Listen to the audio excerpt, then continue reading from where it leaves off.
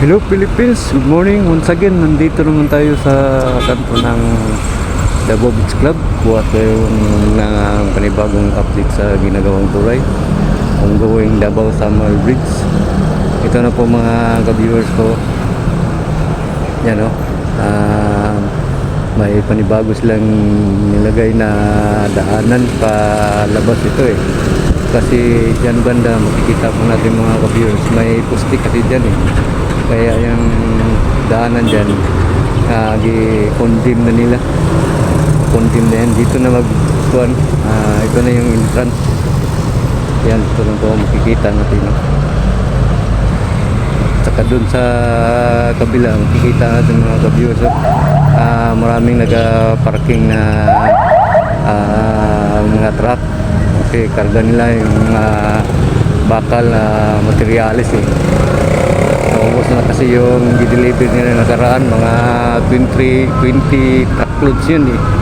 Yan, mga trailer yan, puno yan ng mga materialis. Hanggang doon ba yan, no? Ng mga ka-viewers ko. Yan po, okay, punta tayo sa kabila. Kuha tayo ng update doon. Okay mga ka-viewers ko, yan na po, ito na po yung sitwasyon dito mga ka-viewers ko. Yan na po, medyo marami ng posting na tapos, saka may ginagawa pang isang poste. Yan, makikita po natin mga ka-viewers ko.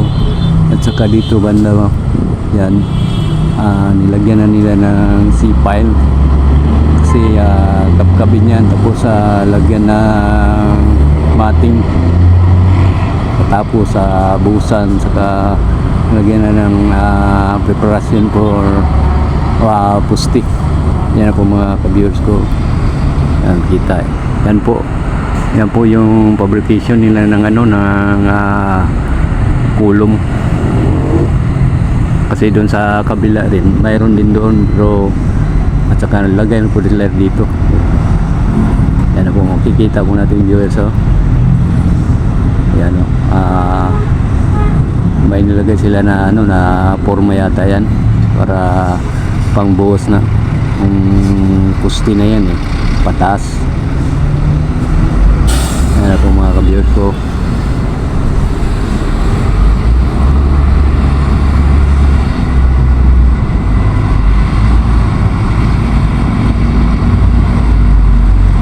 Okay, shout out nga pala kay Ariel Paltuog, isa kong kaibigan na trabaho sa Insular. Tsaka kay Moy Noy, shout out. Okay, punta tayo sa kabilang area.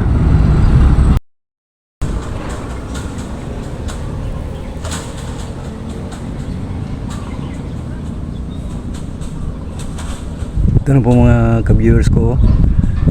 Yan po, may dalawa namang poste na ginagawa nila. Itong isa bubuhusan na itong isa kasi may plates na eh. Itong isa wala pa. Yan pa. Yan po mga ka-viewers ko. Okay, kung bago ka pa lamang sa aking channel, paki-subscribe na lang po. Saka paki-pindot na rin yung notification bell para updated kayo sa mga video kung gagawin. Mga ka-viewers ko, yan po. Yan dito banda mga ka-viewers ko, yan kikita po natin mga ka-viewers ko. Yan, ilagyan na nila ng C-piles yan kasi kabkabin niya yan, tapos lagyan ng mating. Yan po. Yan dito banda mga ka-viewers ko, yan po. Makikita po natin tapos na itong mga posting ito. Medyo marami na ito eh. Ayan, berger na ang kulang nito. Berger kulang nito. Ayan maganda na tingnan mga ka-viewers ko.